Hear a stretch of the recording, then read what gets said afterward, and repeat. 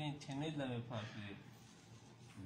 سلام علیکم برادرای اهل اسلامی همه حجت و همه صدای اینجا شب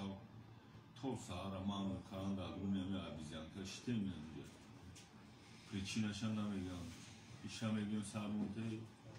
اوشم میگیم ها خیلی پود که دیستان که اینجا بسید چی معنا دارن چی مقصد دارن نمیفهمه اینجا بچه ها دازمی خوانی اول ارگانیزو دوی چی شده ده اول توجی در حقیقی تو که نمیگه اینمی آرمانی این دورن لجیسلاسیا دورن همه چی هست قانونی او داورنس طلب دورن داورنسش چیه بود ایجا یکم زودی توجی که داد داورنس نمیتن ده یکم نه فیرمش ده نه کارخونه دولتی ده نه یکم جوش ده ورسا کشتن بونا کده هم را محکم کهیستن این قانونی نوشون کده چیه باشن نمیدونیم این بچه ها همجا به عذاب کارشون در اینجا بود ممکن مردم آباد میکنیم این همجا میریم برای دو تنگه شده یا امامی در فرصت استفاده بوده همین پول کار میکنن 5000 مون بتیم میگن جوابتون میکنیم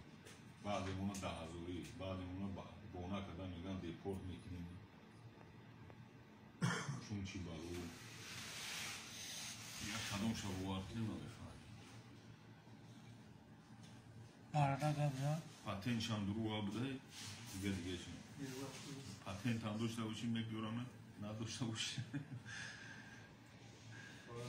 اون برادر دیگه در این رو محکم بوده دیگه خود دیگه باندوی پاتنتش کش دیگه که کار بوده اگه پیستوب میگی چه سلمان دوزه پیستوب میگی اگه مثلا کامل نباشه که من فکرتی چه دور نکشه بوده اینجا محکم بوده چه ساکی کجی؟ اگه همین بچه‌ها هیچ گناه نداره اینجا ولی جو در آدم میرم محکم اینه که آدم کشته باشه اون جنایتی وزین کرد باشه هیچ نه که هم خانواده این میگن در دنیا همین از صبح از رو بیرون داریم که محکم شده